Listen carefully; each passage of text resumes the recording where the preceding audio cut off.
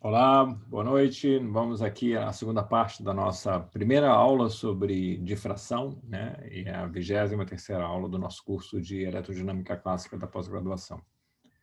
Então, vou continuar de onde a gente parou na primeira parte dessa aula, né? Aula de número 23. E a gente está aqui mais ou menos nesse momento de obter uma solução, né, da equação de Helmholtz, né, para o campo elétrico, aqui calculada nesse ponto RP, usando o método da função de Green. Então, a gente está vendo aqui, né, que a função de Green permite não só resolver a equação de ou a equação de Helmholtz inhomogênea com o termo de fonte, como a gente fez no início do curso, mas ela também permite resolver um problema de contorno, né? Isso que interessa aqui no estudo da difração. Então, a gente fez essa construção baseada no teorema de Green, né? Usando a função de Green, e obteve essa representação integral aqui, esse teorema integral de Helmholtz-Kirchhoff, né? Que me dá o campo num ponto qualquer do interior dessa superfície fechada, né? Em termos dos valores do campo e da derivada do campo em toda a superfície. Essa superfície aqui que a gente tomou é formada por uma parte que é uma superfície plana, S1, e um hemisfério, né, que de raio tendendo a infinito, que é essa superfície S2. Bom, acontece, né, e que não a gente sabe, existem teoremas, né, que dizem que não é preciso saber o valor do campo e da sua derivada normal para definir univocamente a solução da equação de Helmholtz aqui no interior do volume. Basta, por exemplo, saber o valor do campo, né? Então, isso está indicando o seguinte, que eu posso fazer uma escolha de uma função de Green que, além de satisfazer a equação diferencial da função de Green, que é essa que está mostrada aqui, ela vai satisfazer uma condição adicional, né, que é a chamada, que vai definir, então, o que a gente chama de função de Green tipo Dirichlet, que vai resolver esse tipo de problema de contorno, que se chama problema de contorno, condição de contorno tipo Dirichlet, em que eu sei o valor da minha incógnita e não da derivada normal da incógnita sobre a superfície, né, sobre essa superfície fechada. Então, essa função de Green tem que ser tal que anule esse termo aqui dessa representação integral de Helmholtz-Kirchhoff, né? Para que isso aqui não apareça, né? Então, essa função de Green, tipo Dirichlet, ela tem que ser tal que essa função, quando avaliada em qualquer ponto R da superfície, seja nulo, né? Essa é a condição aqui que eu estou definindo. E esse ponto qualquer da superfície ou é S1 ou S2, S1 é esse plano, né? De fato, S2 está no infinito, então a função de Green livre já satisfaz a condição de se anular assintoticamente no infinito, então não preciso me preocupar com S2. Para eu ter essa condição aqui da função de Green tipo Dirichlet, basta eu, então, me preocupar aqui com essa condição de se anular para um ponto R sobre esse plano S1. E para obter essa função de Green, eu vou usar o método das imagens. E esse problema aqui de ter um campo escalar que se anule num plano é muito parecido com o problema da reflexão por uma superfície perfeitamente refletora, né? Em que se usa aquela condição de metal ideal, né? Em que os campos se anulam no interior, né? E aí eu tenho, então, inspirado por essa ideia física, né, eu posso obter essa função de Green de Dirichlet justamente pelo método das imagens, pensando essa superfície matemática aqui como um refletor, né? Se essa superfície é uma superfície refletora, a propagação, e essa função de Green aqui está descrevendo essa propagação entre R e RP, né, entre esse ponto e esse ponto, mediada na presença dessa superfície, tá certo? Não é a propagação no espaço livre e limitado, mas é a propagação na presença dessa superfície. E o que essa superfície faz de diferença? O que ela faz é que, além de eu ter a propagação direta, né? Deixa eu representá-la aqui. A propagação direta eu vou representar aqui em verde. Além de eu ter essa possibilidade de propagar diretamente, como eu faço no caso livre, né? Deixa eu melhorar aqui um pouquinho a qualidade disso. Eu posso propagar, além de propagar direto aqui, né? De R para RP, livremente, eu posso propagar tomando uma reflexão nessa superfície plana, tá certo? O que significa, então, que essa minha função de Green, de Dirichlet, que leva em conta a presença dessa superfície, ela vai ser dada pela soma de dois termos. Um termo associado à propagação livre direto e um termo associado à reflexão no plano. Tá certo? Então, vamos escrever aqui, ó, essa função de Green. E aí vamos ver como é que entra o método das imagens nessa história toda, né? Então, vai ter o termo de propagação livre, né? Vamos lembrar quem é a função de Green livre. Eu não vou escrever quem ela é exatamente, né? Mas é bom a gente saber qual é a função de Green que a gente obteve lá no início do curso, né? Para a equação de Helmholtz, para a equação de onda no regime de frequência. A função de Green retardada. Aqui o tempo todo eu estou usando a função de Green retardada, né?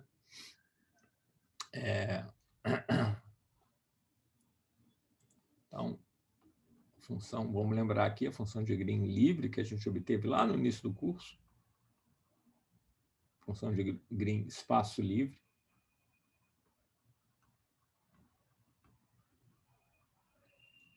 Vou chamar simplesmente de G, tá? Não vou usar aquele símbolo de função de Green retardada, porque não que é todo mundo retardado que eu vou usar.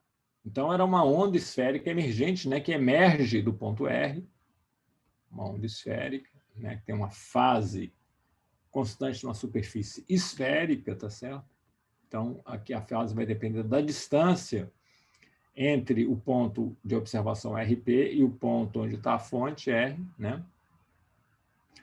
Como toda boa onda esférica, a amplitude tem que cair com a distância, com 1 sobre a distância, entre o ponto de observação e o ponto da fonte, né? Então, a imagem que vem daqui, né, são aquele trem de ondas esféricas, a gente discutiu isso bastante. Vamos só lembrar aqui, né? Você tem esse trem de ondas esféricos que vão emergindo, né, e que tem um comprimento de onda característico. Deixa eu botar uma corzinha aqui.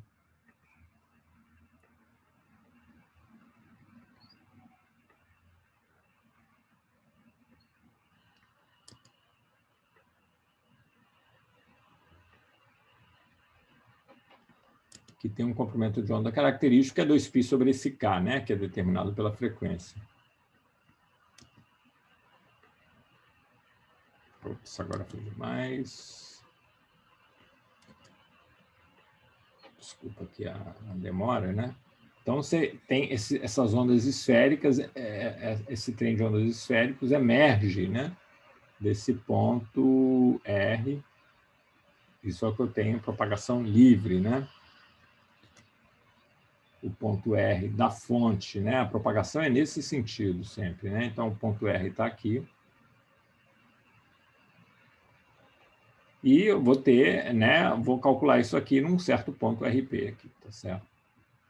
Então, aqui é a minha fonte, e essa fase é uniforme numa superfície esférica, porque ela depende da distância entre o ponto RP e o ponto R, onde está a fonte.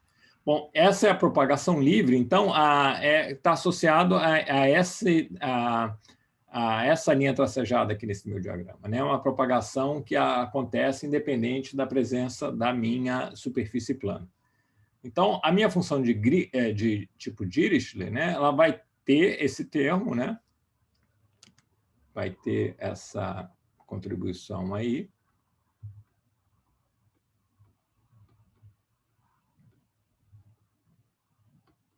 A função de Green livre, né? Eu não vou escrever a expressão explícita, mas a gente sabe que ela é dada por isso aqui, né? Mais alguém, e esse alguém que eu vou somar é esse tracejado, né? É essa propagação com uma reflexão na superfície plana. Agora, como é que eu represento essa propagação aqui com uma reflexão na superfície plana? Aí que entra o método das imagens, tem uma maneira simples de expressar isso, em termos do propagador livre, em termos da função de Green livre. Esse diagrama em que eu propago de R para RP, refletindo na interface, é equivalente, né, a propagar, ao invés de propagar desse ponto R, eu propago de um ponto que eu chamo de imagem de R, é como se essa superfície vermelha fosse um espelho, e esse ponto R tem uma imagem, né, que é equidistante, né, essa distância aqui. Então, esses ângulos aqui são iguais, ó. Esses ângulos são iguais, e essa distância aqui é igual a essa distância. Então, esse ponto R estrela, ele é a imagem especular do ponto R. Então, o que eu chamo de ponto imagem. Ele está à distância, ele está a mesma distância que o ponto R está, né, do plano, e além disso, né, se eu projetá-lo ortogonalmente no plano, botei essa mesma posição aqui que eu obtenho projetando o ponto real, R. Então, eu posso até ser um pouco mais específico, né, vamos usar coordenadas cartesianas para dizer quem é esse R estrela, né? Vamos supor que esse plano aqui é o plano Z igual a zero, né? Então, e o meu eixo Z, ele está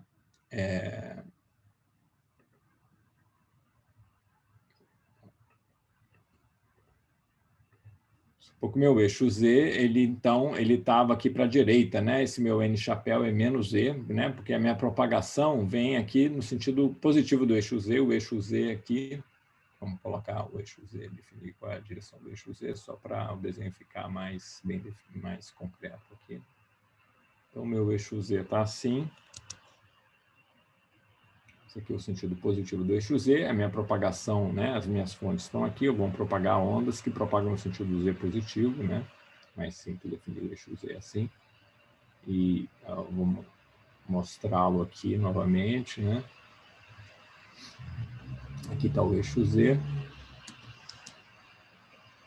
Então, esse é um ponto de coordenadas x, y e z, e esse ponto aqui, então, a definição dele, né, é que eu estou com o mesmo valor de x e y, né, então a mesma posição lateral aqui, né, do plano x, y.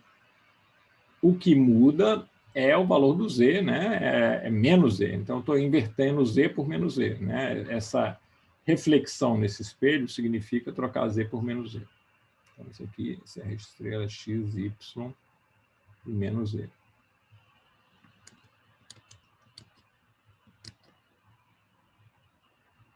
Trocando Z por menos Z é o que define esse ponto R estrela. E essa propagação aqui com a reflexão é equivalente a propagar desse ponto imagem até o ponto RP. Por que isso? Porque essa distância aqui, esses triângulos, esses dois triângulos, né? Esse aqui, né? Vamos chamar isso aqui de A. O triângulo ABC, né? É idêntico ao triângulo ABD, né? Ou ABC estrela, vamos chamar de C estrela.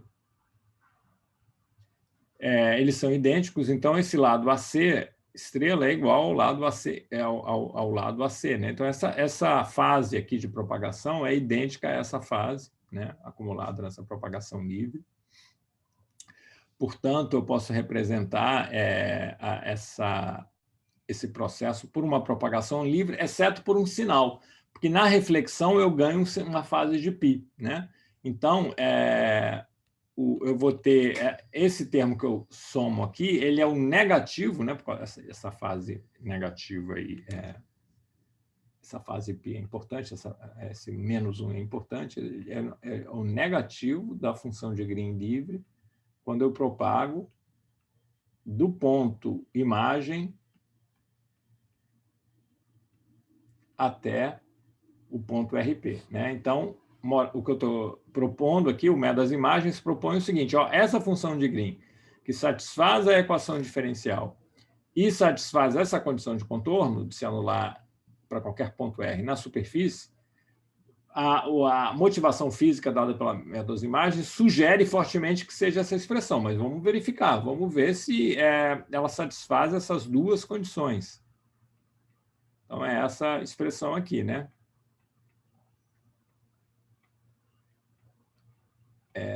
Vamos Vamos escrever aqui novamente, né? A função de Green livre, essa função aqui, nessa onda esférica emergente.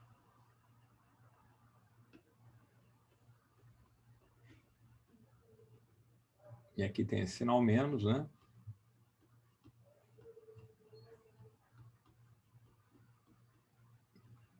Então, a primeira condição, né, é essa que está mais pertinho aqui, né? Será que para R no plano essa função de Green se anula? O que acontece se esse R vem aqui para o plano? O R estrela também vai se aproximar do plano. No limite em que o R tende ao plano, né, quando o R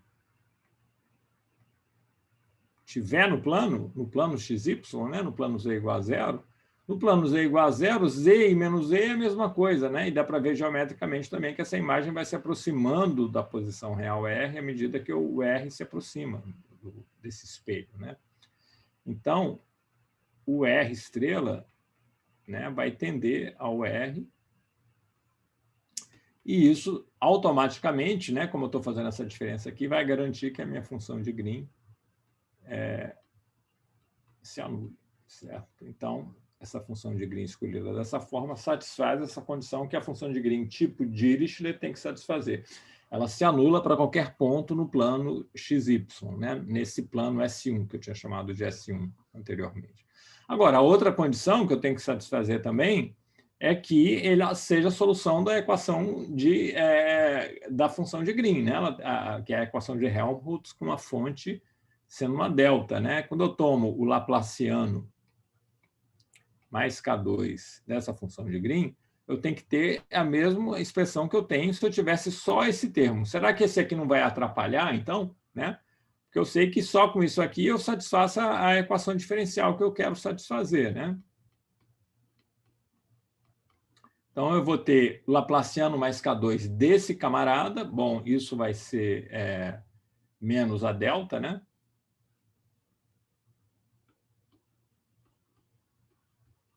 De RP menos R. Mas, opa, tem um termo extra que vem daqui, né? Menos com menos vai dar mais, então vai ter um delta 3 aqui de RP mais R estrela.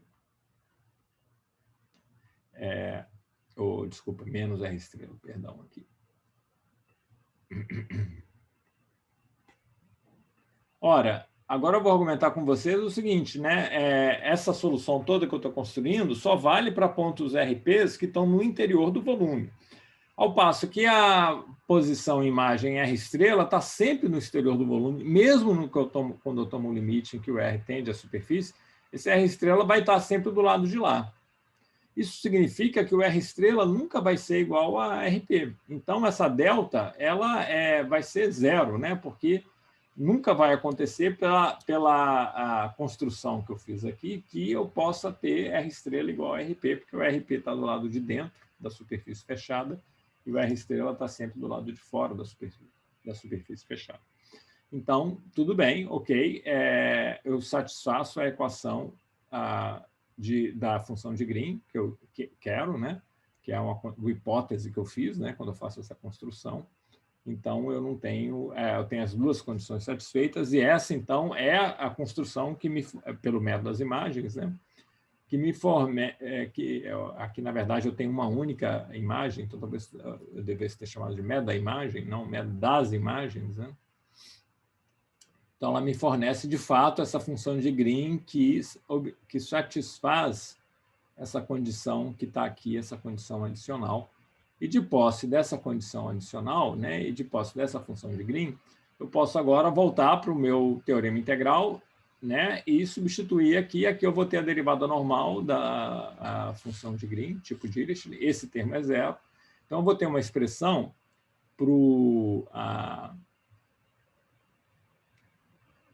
para a minha solução para o campo elétrico na posição RP, né, em termos unicamente agora, né, dos valores do campo no contorno, né, nesse contorno fechado, formado por S1 e S2. E aqui eu vou já fazer uma simplificação, né? Repara que eu não falei nada do S2, e será que essa função de Green se anula na parte S2 do contorno fechado S?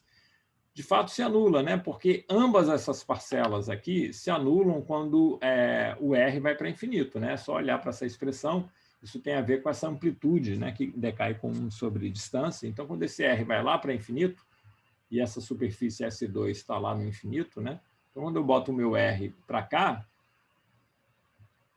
um ponto aqui no infinito, essa distância até um ponto RP vai para infinito, então a minha função de Green livre vai para zero e essa diferença aqui vai para zero, então essa condição aqui é satisfeita de fato nas duas partes da superfície fechada, tanto no plano quanto nesse hemisfério que está, essa hemisfera que está no infinito.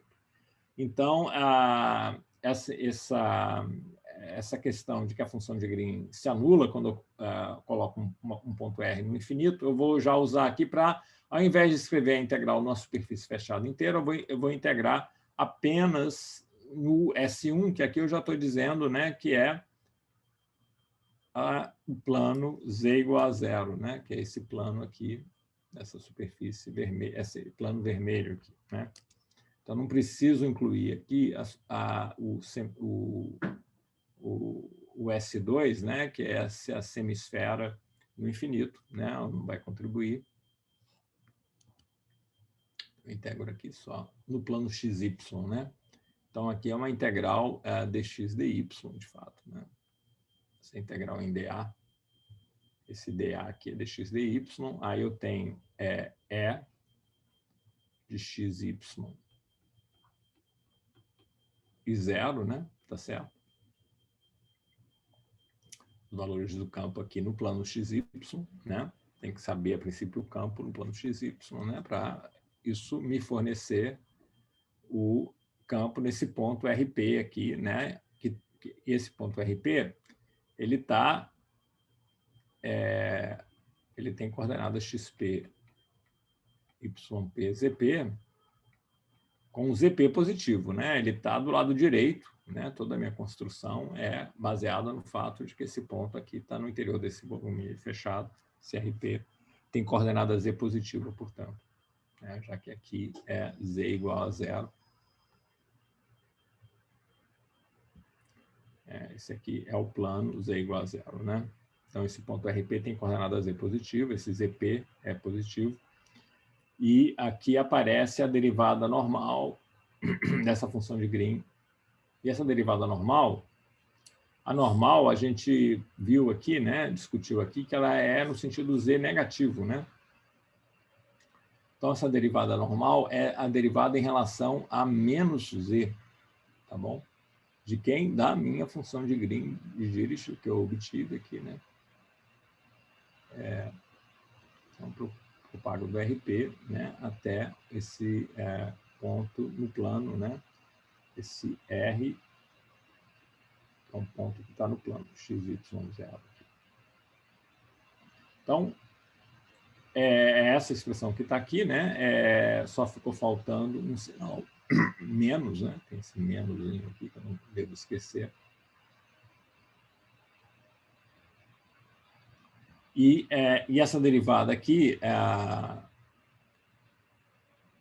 pela regra da cadeia, né?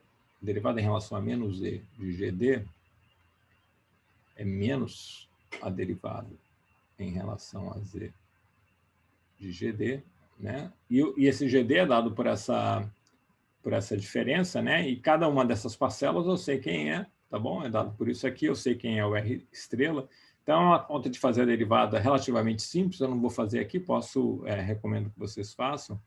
E eu vou escrever aqui só o resultado, né, desse cálculo. De fato, quando eu calculo a derivada em relação a Z, a derivada em relação a Z dessa parcela vai vir com um sinal oposto à derivada dessa parcela. Então, como tem esse sinal menos, eu tenho duas contribuições idênticas para a derivada em relação a Z. Então, é o dobro, né? Esse camarada aqui é duas vezes a derivada em relação a Z da função de Green livre, né? Que é esse camarada que está aqui, né? Acho que dá para a gente ver relativamente facilmente, né?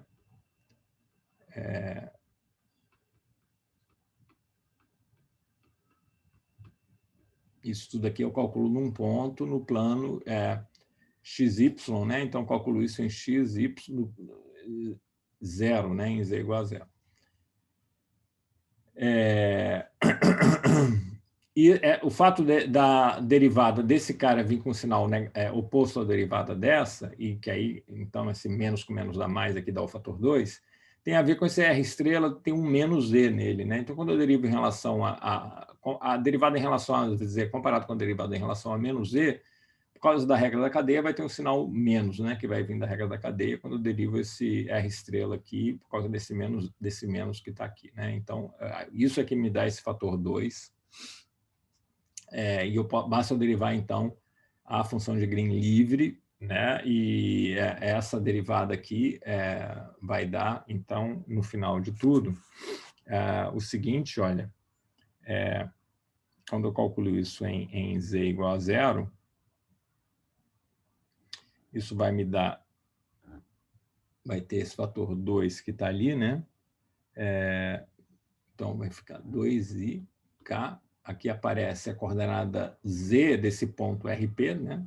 Que eu já tinha escrito aqui, né? Esse RP tem uma coordenada ZP, né? Aqui aparece a distância entre RP, que já aparece aqui, né?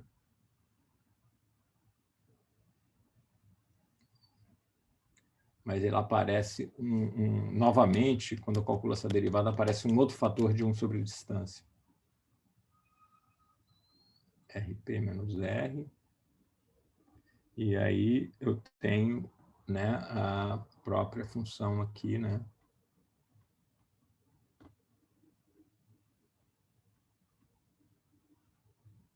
Novamente com esse 1 sobre distância aqui. Tudo isso eu tenho que calcular num ponto do plano, né?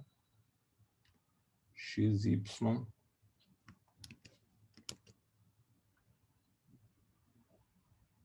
0.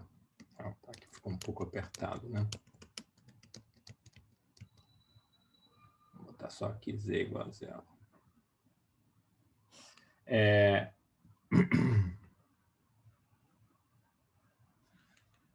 Então, isso aí tem uma interpretação geométrica, essa fração ZP sobre RP menos R, que eu vou representar aqui nesse desenho, né? Eu acho que eu vou fazer um novo desenho, de fato, para não ficar muito carregado ali. Vou desenhar de novo aqui o plano XY, o plano Z igual a 0, né? Então, aqui é um ponto R que está no plano, né?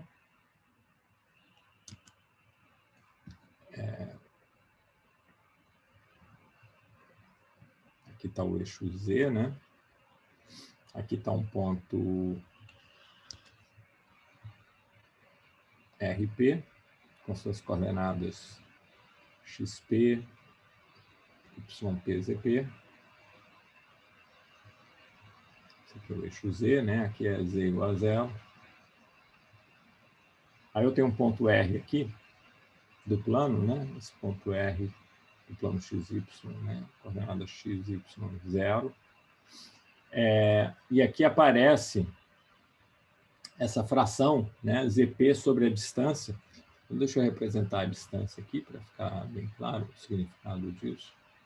Aqui está a distância, né? Entre esse ponto da superfície e o ponto RP. E o ZP, ele vamos representá-lo aqui também em uma outra cor. O ZP é essa distância aqui, né? Tá certo? Isso aqui é o ZP.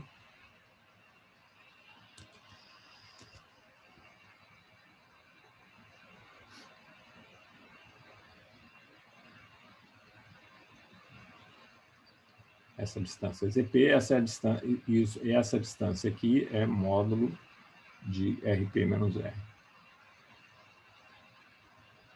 Então, qual é o significado? Isso aqui é um triângulo retângulo, né? Ok? E esse ângulo aqui, ó, vou chamar de θ. É o mesmo ângulo que aparece aqui, né? Vou chamar de θ. Então, claramente, né, essa fração que aparece aqui, da derivada da função de Green, é cosseno de θ. Isso, às vezes, é chamado de fator de obliquidade. Esse cara depende do ponto P que eu estou observando, né, onde eu estou observando o campo. E esse cosseno, porque esse cosseno é justamente ZP sobre o cateto adjacente, sobre a hipotenusa, né?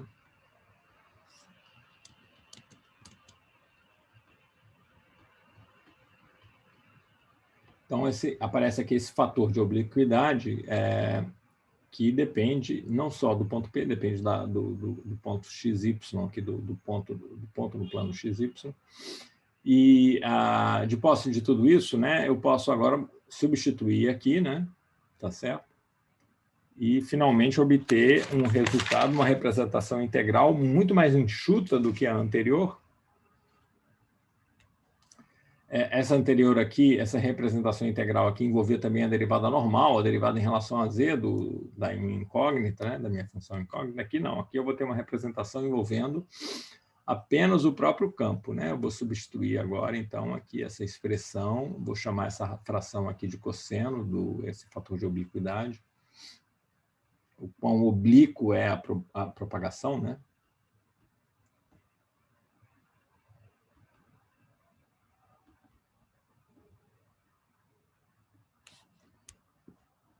Eu tenho 2ik sobre 2ik sobre 4π, que é ik sobre 2π, né? Então, o jeito mais comum de escrever isso, né? Eu tenho esse pré-fator 2ik sobre 4π, que é ik sobre 2π, mas aí eu tenho que lembrar que o k é 2π sobre lambda, né? Então, isso, o jeito mais comum de escrever é isso sobre o comprimento de onda, né? Isso sobre lambda. Então, esse é o pré-fator que resultou aqui, que vai aparecer aqui, né? Nessa derivada da função de Green tipo de Dirichlet. Tem também o fator de obliquidade. E tem esse sinal menos que está aqui fora, né? Ok? Então, eu vou ficar, no final das contas, né? Vou voltar aqui para a cor preta, eu vou ter essa representação integral, o meu no ponto RP, né? Tem esse pré-fator I sobre lambda com menos 1 aqui, vai ficar menos I sobre lambda. Aí eu tenho uma integral sobre todo o meu plano lá, né? Que o plano Z igual a 0, né? E tenho o fator de obliquidade, que depende de xy, então não posso tirar ele para fora da integral, né? Esse fator aqui, esse cosseno de θp. Que mais? Eu tenho a propagação, né? A minha onda esférica. Aqui, agora, sem esse 4π, que esse 4π eu já usei para transformar o meu pré-fator em lambda, né? Em 1 sobre lambda. Então, fica aqui com E elevado a ik módulo de RP menos R.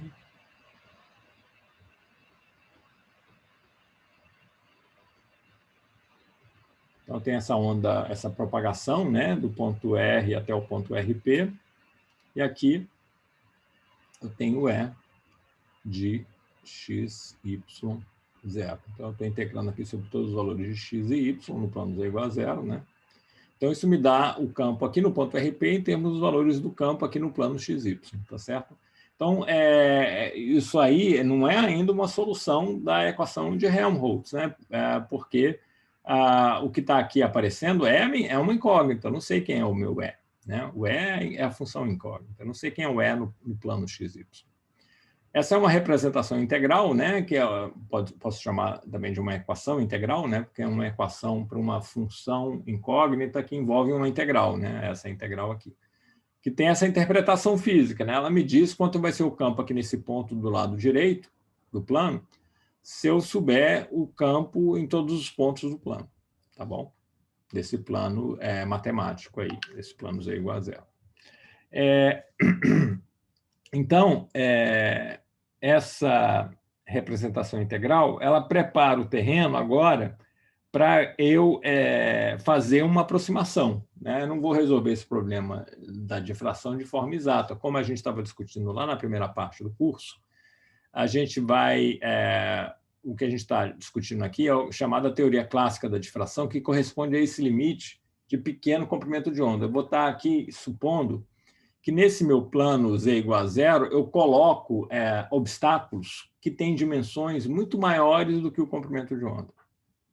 Então, nesse plano z igual a zero, né, eu vou colocar aqui, aí eu vou desenhar em azul escuro, vou colocar aqui um conjunto de obstáculos, né? Vamos representar isso aqui.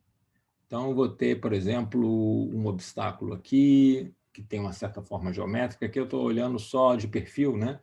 Pode ser um disco, né?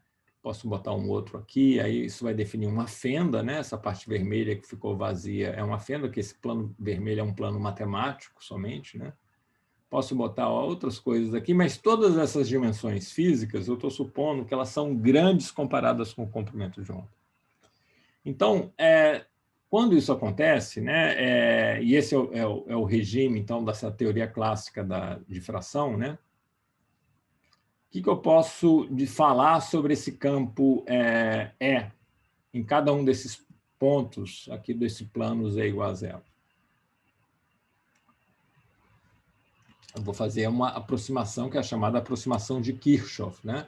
Então, Kirchhoff foi o primeiro, como eu comentei na aula passada, a derivar essas ideias do Huygens, do Fresnel, baseadas, por sua vez, nas ideias do Huygens, a partir de uma construção matemática centrada, né, que parte da equação de Helmholtz, né? Vamos aqui, peraí, que eu quero então, escrever aqui, né? Eu vou estar aqui no regime da teoria clássica da difração, né? Vou supor que meu lambda é muito menor, né, que o comprimento de onda, é muito menor do que as dimensões dos objetos, né, que vão espalhar. E aqui eu estou fazendo essa hipótese também que todos esses objetos são planos. É um caso comum, não é um caso geral, não serve para a esfera, por exemplo, mas é a situação que a gente vai considerar aqui, porque o tempo todo eu estava supondo que esse plano aqui que a superfície assim era um plano, né? Então, o que acontece se esses buracos, esses discos, esses anteparos são muito grandes comparados com o comprimento de onda? O que vai acontecer é o seguinte: eu vou bloquear completamente aqui, né, nessa região, eu bloqueio a minha onda incidente que está chegando, né? Vamos representar essa onda incidente, que é uma coisa que está faltando. Então, vou botar essa onda incidente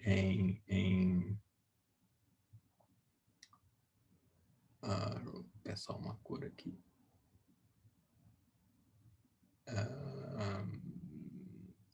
Vermelho não. Vamos botar em laranja, né? Eu tenho uma onda incidente que está chegando aqui, né? Essa onda pode ser uma onda plana, por exemplo, ou não necessariamente, pode ser uma onda esférica também. Ela tem um certo comprimento de onda. Vou ver se eu consigo representar isso de uma maneira um pouquinho mais cuidadosa aqui.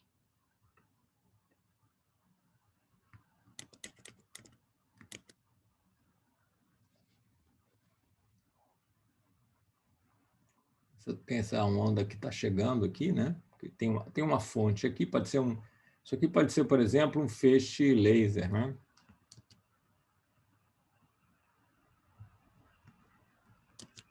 Eu vou conseguir desenhar um comprimento de onda pequeno. Vocês imaginam que esse lambda que está aqui é muito menor do que esses anteparos, embora no meu desenho não esteja assim, né? Então, e ele propaga nessa direção. Vamos representar isso aqui. Então, eu tenho essa onda incidente, pode ser uma onda plana, por exemplo, está propagando assim, e vai difratar nessa série de anteparos, buracos, que estão aqui todos no plano z igual a zero. Né? Onde está, por exemplo, aqui, vamos imaginar que o azul é um anteparo, né? E o vermelhinho é um vazio, é um buraco. Então, aqui eu tenho esse campo incidente, conhecido, tá certo? Esse eu conheço, eu gerei lá com a minha fonte laser, por exemplo. Esse meu feixe laser vai incidir aqui nessa sucessão de buracos e anteparos, né? Então, qual é a hipótese aqui? Qual é a hipótese? É que esse meu lambda é muito menor do que as dimensões do objeto, ao contrário do que está no meu desenho, certo? Então, diante dessa hipótese, né, eu posso fazer a seguinte aproximação, e essa aproximação é chamada aproximação de Kirchhoff. Ela que define, né, essa teoria clássica da difração.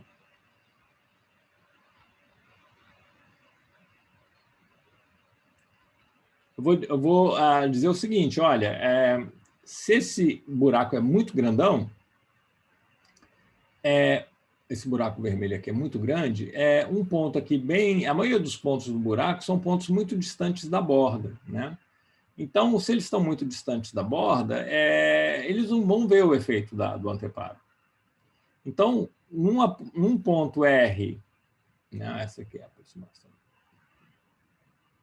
né, um ponto R, vou mudar aqui para preto, um ponto R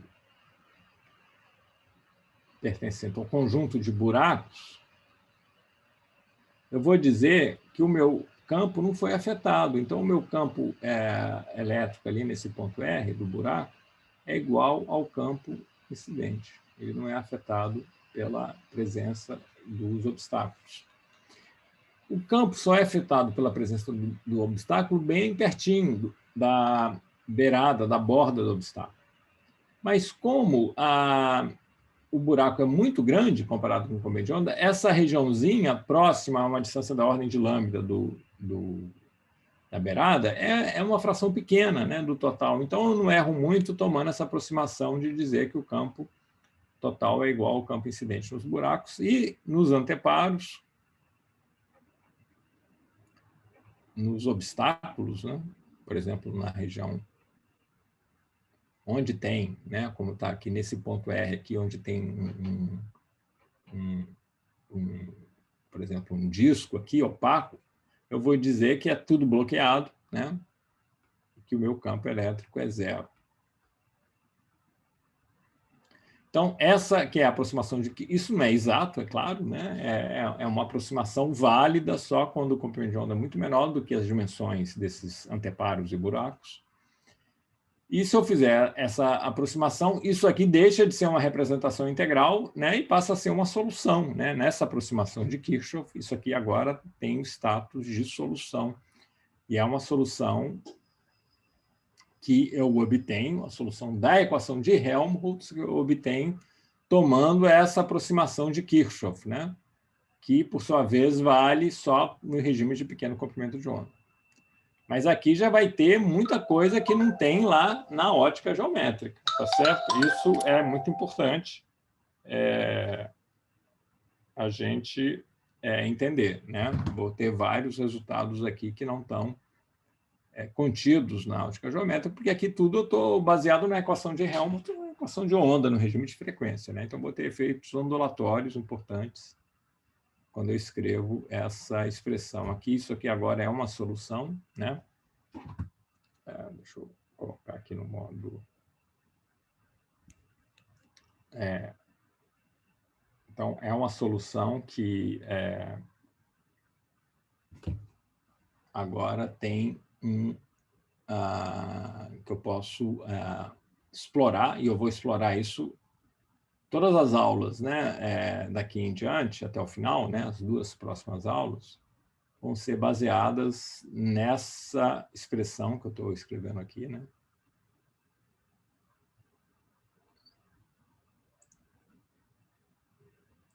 Aqui já tem um erro, né, no que eu escrevi. Aqui eu estou trocando o E pelo EIN, né, mas aí eu não posso integrar no plano todo. Se eu integrar no plano todo, é a situação em que eu não tenho anteparo nem obstáculo nenhum. Então, isso vai ser até um problema da próxima lista.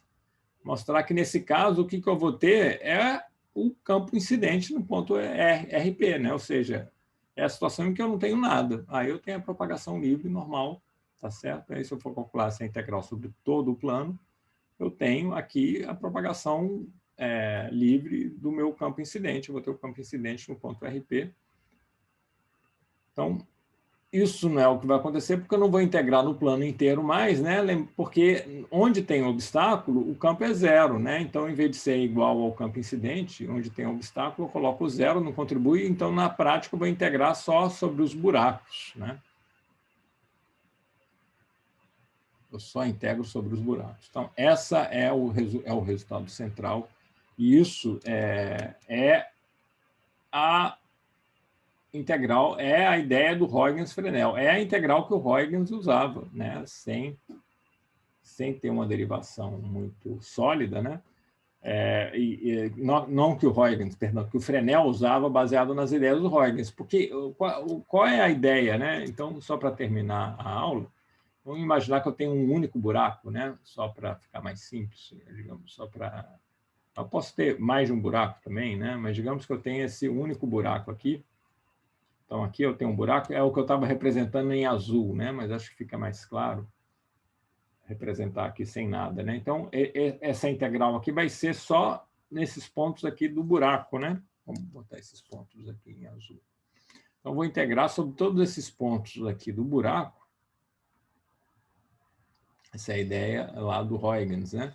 E cada pontinho desse do buraco é uma fonte de uma onda esférica. Isso aqui é uma onda esférica que emerge desse ponto R do buraco, né? Aqui eu tenho um ponto R. Daqui vai emergir uma onda esférica, né? E desse outro também vai emergir uma outra onda esférica. E quando eu calculo essa integral, eu estou integrando todas essas, somando, né? Integral é uma soma, estou somando todas essas ondas esféricas. Nesse ponto RP aqui, eu vou ter o resultado combinado, né? Da interferência entre todas essas ondas esféricas secundárias, né? Dessas fontes secundárias, essa que era o jargão do Huygens, né? Então, essa é o resultado de Huygens-Fresnel, né? É o resultado do Fresnel baseado nessa ideia de fontes secundárias do Huygens. Então, esse é o resultado de Huygens-Fresnel, derivado aqui pela gente. Como o Sommerfeld fez, né? E tem esse fator de obliquidade que, por exemplo, não aparece na derivação do Kirchhoff. Mas esse fator de obliquidade ele vai ser sempre muito próximo de 1, tá bom? Porque é aquela discussão que a gente fez lá na primeira parte da aula, né? Esses ângulos de difração vão ser sempre muito pequenos, então o cosseno deles vai ser sempre muito próximo de 1. Então, esse fator aqui não vai ser muito importante, né? O que vai ser importante é essa ideia da interferência, né? Entre essas ondas aqui, né? Geradas por essas fontes secundárias, e cada onda dessa carrega, né?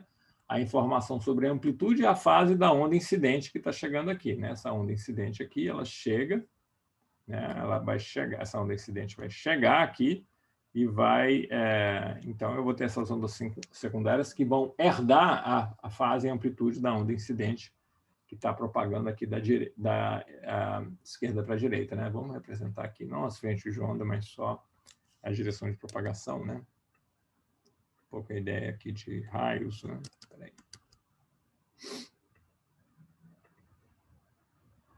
Então, tem essa onda incidente que está chegando aqui, né?